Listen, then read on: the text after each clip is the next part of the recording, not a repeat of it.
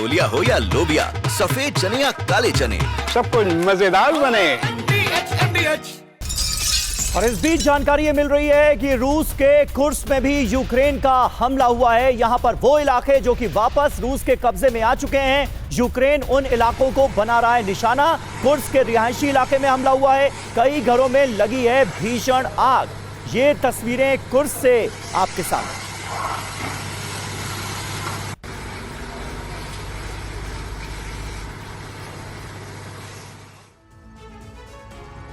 देखिए, यूक्रेन के अलग अलग शहरों को, अलग अलग इलाकों को रूस की तरफ से बड़े पैमाने पर निशाना बनाया जा रहा है। लेकिन साफ तौर पर यह बात भी कही जा रही है कि अभी यूक्रेन ने जो बड़ा जख्म दिया है रूस को, उसके एयर बेसिस को निशाना बनाकर, उसके एयरक्राफ्ट्स को निशाना बनाकर, उसका जवाब यह नहीं है।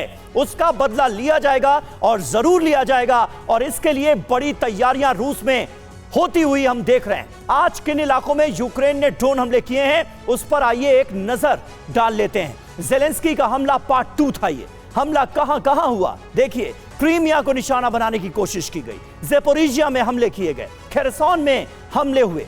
कैसे हमला अंजाम दिया गया ये आपको बताते हैं। लॉन्ग रेंज ड्रोन अटैक किए गए, 200 ड्रोन से एक बार फिर रूस पर निशाना साधा गया।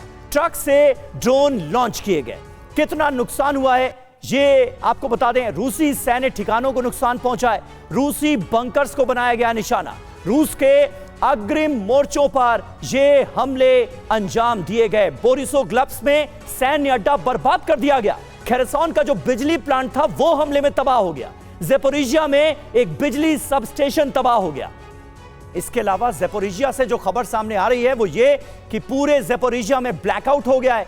1 लाख से ज्यादा लोग ताजा हमलों की वजह से प्रभावित हुए हैं। तो ये कुल मिलाकर यूक्रेन के हमले की पूरी डिटेल हमने आपके सामने रखी।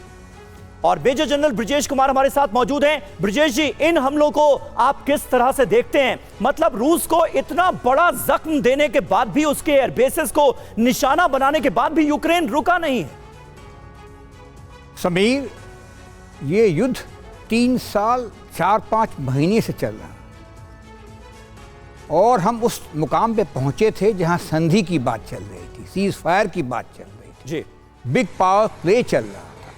और जो अमेरिकन प्रेसिडेंट ट्रंप परेशान हो रखे थे रशियन पुतिन के व्यवहार से, क्योंकि पुतिन ने सोच रखा था सारे एसेस हमारे पास में हैं और धीरे धीरे अपनी पोजीशंस जो हैं ग्राउंड के ऊपर में यूक्रेन के अगेंस्ट वो सॉलिडिफाई कर रहे थे, उसको एक काबू में कर रहे थे। और इसी बीच ये लगा कि अभी क्या होगा। ट्रंप के पास में 2 ही आंसर नज़र आ रहे थे। एक, और सैंक्शंस लगाएं रशिया के ऊपर में, और या दूसरा यूक्रेन को और युद्ध की सामग्री दें। वो सोच ही रहे थे। इसी बीच जो हमला यूक्रेन ने किया है संडे के रोज, वो बहुत ही ऑडेशियस है, बोल्ड है। एक मिलिट्री एक्सपर्ट की बात माने, ऐसा हमला कहीं देखा नहीं गया है। और पूरा क्रेडिट उनको मिलना चाहिए, उनकी जो सीक्रेट सर्विस है SBU को, क्योंकि 18 महीने से उसकी तैयारी कर रहे थे।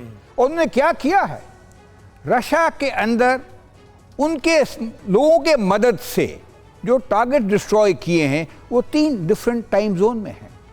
एक आर्कटिक में, पूरे नॉर्थ आर्कटिक सर्कल के ऊपर के आसपास, दूसरा ईस्ट में व्लादिवोस्टोक के आसपास, और तीसरा सदर्न रशिया के ऊपर।